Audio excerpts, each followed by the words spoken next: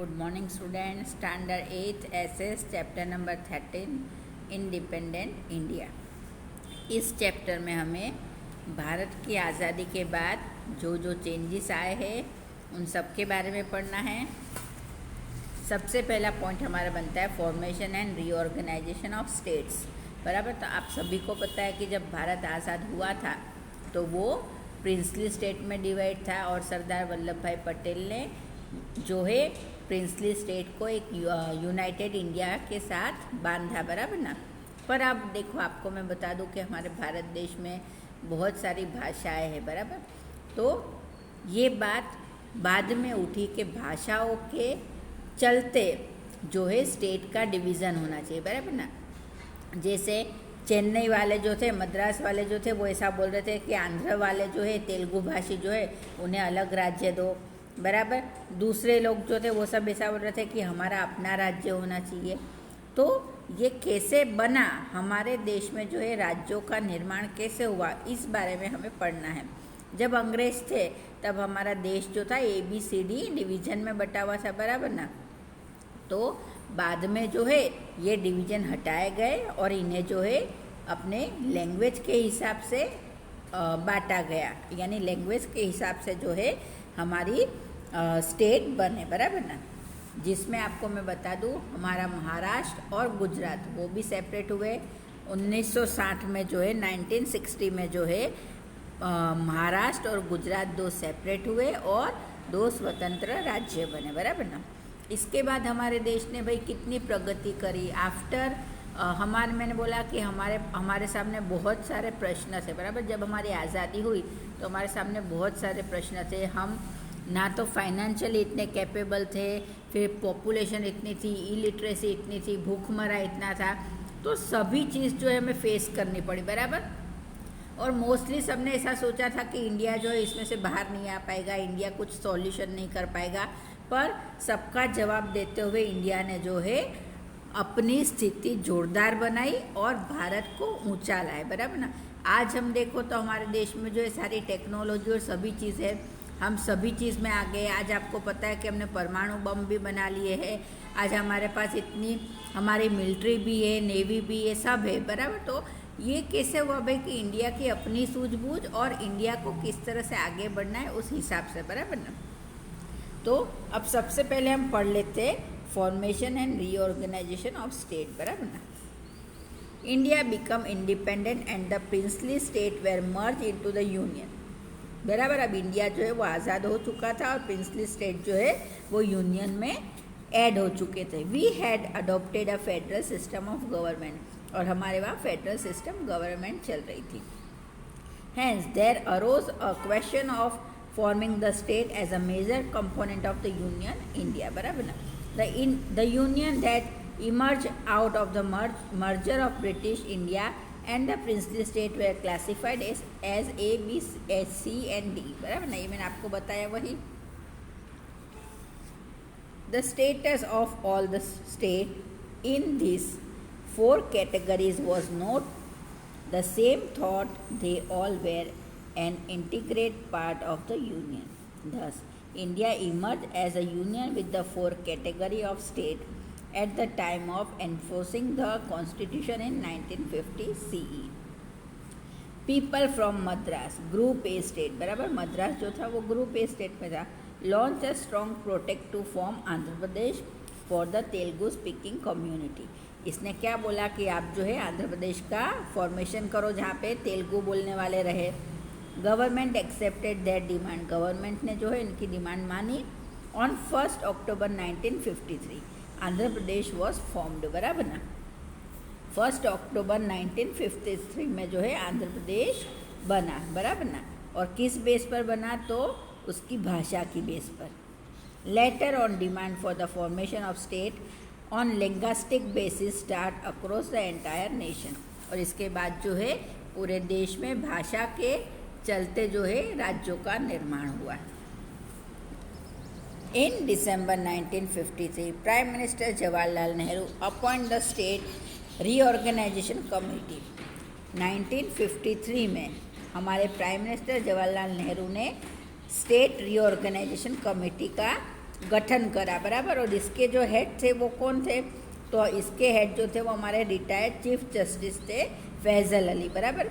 और इसलिए इसे जो है फैज़ल अली कमीशन भी बोला गया है, बराबर ना। इसके चीफ जो थे वो सुप्रीम कोर्ट के रिटायर जज फैज़ल अली थे, इसलिए इसे फैज़ल अली कमीशन भी बोला गया। The bill regarding the organisation of state was passed in the parliament and was implemented from 1 नवंबर 1956। ये जो है पार्लियामेंट में पास हुआ और इसका इम्प्लीमेंट कब हुआ, तो 1 नवंबर 1956 को हुआ, बराबर ना।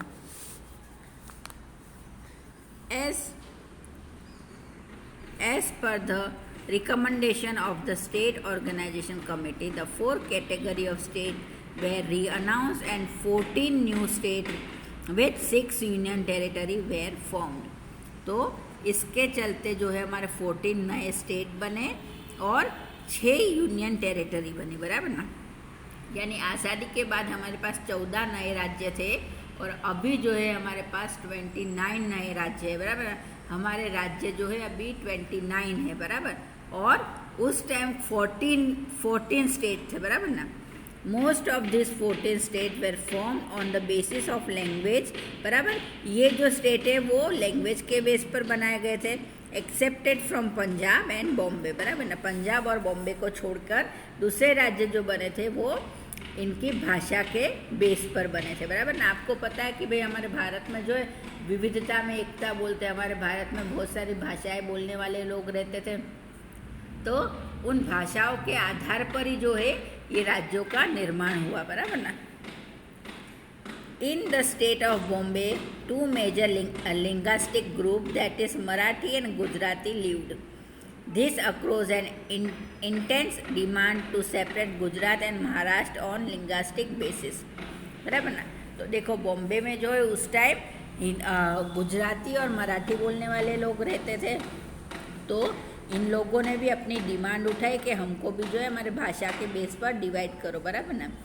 महागुजरात मूवमेंट, ये महागुजरात मूवमेंट जो हुआ वो इसीलिए हुआ कि हमें जो है हमारा राज्य चाहिए था, हमें महाराष्ट्र में से, हमें बॉम्बे में से अलग होकर हमारा अलग राज्य बनाना था, इसलिए महागुजरात मूवमेंट हुआ।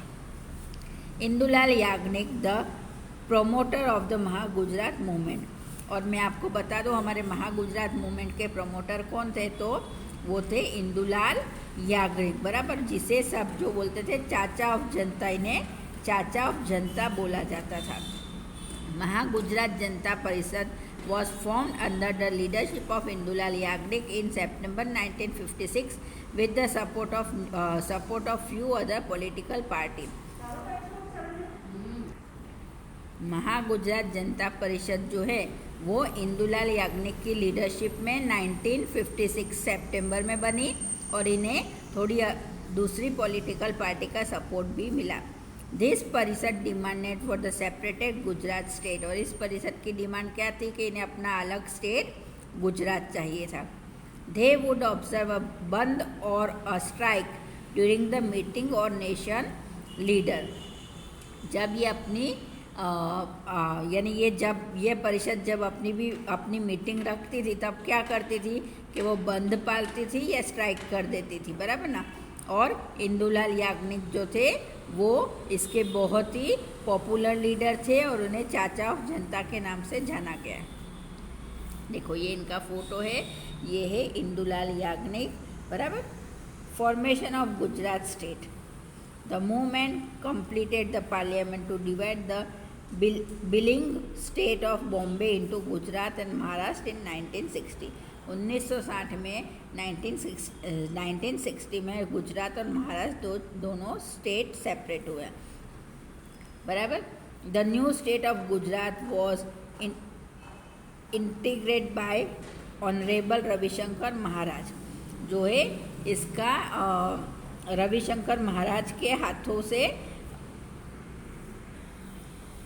The new state of Gujarat जो बना वो किनके हाथों बना, तो ऑनरेबल रविशंकर महाराज ने, बराबर ना। तो ऑनरेबल रविशंकर महाराज ने गुजरात के पीपल्स को बोला कि जो है आप Ravi Shankar Maharaj blessed the people of Gujarat to start a new mandal of Gujarat at Sabarmati Ashram, Ahmedabad on 1st May 1960. Mehendi Nawaz Jung became the first governor and Dr. Jivraj Mehta became the first chief minister of Gujarat. बराबर। तो उस time जो है हमारे first governor general जो थे वो मेहंदी नवाब जंग थे और डॉक्टर जीवराज मेहता जो थे वो हमारे फर्स्ट प्राइम मिनिस्टर थे, बराबर ना। अब इसके बाद मैं बता दूं कि भारत में जो है हमारा भारत स्वतंत्र हो चुका था, पर अभी भी पुर्तगीज़ और फ्रेंच का शासन जो था हमारे भारत के कई हिस्सों में बना हुआ था, बराबर ना। तो एक तरह से उनमें भी यानी वहाँ जो उस राज्य में रहने वाले लोग हैं उनके मन में भी ये बात चल रही थी कि हमें भारत का हिस्सा बन जाना है और हमारे ऊपर से जो है फ्रेंच और पुर्तगीज़ का शासन चला जाना चाहिए, बराबर ना। तो उस टाइम जो है आपको मैं बता दूँ पुडुचेरी, फिर कराईकल, माहे, यनम और इन सब में जो था फ्रेंच लोगों का शासन था। तो इन्होंने वहाँ के लोगों ने बोला कि हमें जो है अब इंडिया के साथ मर्ज हो जाना है, बराबर ना। तो फ्रेंच ने जो है पहले तो मना बोली, पर भारत के साथ फ्रेंच वालों की बातचीत हुई और उसके बाद जो है उन्होंने अपना यानी फ्रेंच वाले लोगों ने जो है ये सारे राज्य छोड़ दिए और इन्हें इंडिया को दे दिया, बराबर ना। देखो यहाँ पे लिखा हुआ है इन 1948 a huge gathering of people in Puducherry declare quite India to the French authority to bring out the peaceful solution to this problem. The government of India opened negotiation with the French government. Finally, the French government agreed and on 31st October 1954 and surrendered all these colony to India, बराबर ना। 31 अक्टूबर 1954 को इन्होंने जो है सारी colony India को वापस दे दी, बराबर। पर पुर्तगीज़ जो थे बेटा उन्होंने पुर्तगीज़ के लिए अब इज्जत का सवाल था भाई, वो नहीं चाहते थे कि हम जो है ये हमारे गोवा, दीव और दमन छोड़े, बराबर ना। अब उनके लिए एक रेपुटेशन बन गई थी कि हमको यहाँ पर रहना ही है। तो बातचीत भी हुई, भारत सरकार और इनके बीच में बातचीत भी हुई, पर इन लोगों ने जो है ये बात नहीं मानी, बराबर। और 15 अक्टूबर 1955 को 3,000 से 5,000 लोगों ने जो है वो इनके 3,000 to 5,000 अंडर आर्म इंडियन एक्टिविटर अटेम्प्ट टू एंटर गोवा, यानी 3,000 से 5,000 लोग जो है वो गोवा में एंटर होने भी गए, पर उसमें क्या हुआ कि पुर्तगीज़ पुलिस ने जो है फायरिंग करी और उसमें 200 लोग जैसे मरे, बराबर ना। इसके बाद जो है भाई बातचीत तो जो है वो फेल हो गई, ये पुर्तगीज़ गवर्नमेंट उनकी बात मानी नहीं। फिर क्या करा, ऑपरेशन विजय चलाया, operation Vijay to free Goa, बराबर ना। गोवा को फ्री करने के लिए ऑपरेशन विजय चला गया है मिलिट्री द्वारा, बराबर ना। The military operate start on the midnight of 17-18 December 1961 under the leadership of general Chaudhary, बराबर ना। तो मिलिट्री वालों ने ऑपरेशन विजय जो है वो 17 और 18 दिसंबर की मिडनाइट को शुरू करा। किसके अंडर में करा, तो जनरल चौधरी के अंडर में, और the operation was completed by the next day afternoon, और दूसरे दिन आफ्टरनून में ये कंप्लीट हो गया। The Indian won Goa, Diu and Daman, बराबर। और इंडिया ने जो है गोवा, दीव और दमन जो है इसको जीत लिया, बराबर ना। अब देखो मैं आपको बता दूँ relation between India and the Pakistan. अभी आपको पता है कि आज़ादी होने के बाद से जो है इंडिया के इतने अच्छे रिलेशन पाकिस्तान के साथ नहीं रहे, बराबर ना। पाकिस्तानी जो है वो चाहते थे कि कश्मीर जो है वो मिल जाए, पर कश्मीर उन्हें मिला नहीं। तो इस बात का विवाद जो है अभी तक चल रहा है और इस वजह से जो है 3 बार हमारे युद्ध हुए, 1948 में, 1965 में और 1971 में, और फिर बाद में वापस हमारी लड़ाई हुई 1999 में कारगिल में, बराबर ना। तो देखो आप इस तरह से जान सकते हो कि इंडिया और पाकिस्तान के रिलेशन कभी अच्छे रहे नहीं हैं। दोनों के पास न्यूक्लियर वेपन्स भी है और दोनों के संबंध जो है वो खट्टे हैं, यानी इनके बीच में इतनी बनती नहीं है। बराबर। अब इंडिया टुडे देखो, मैंने आपसे बता दिया कि हमारे आज़ादी के इतने साल हुए हैं।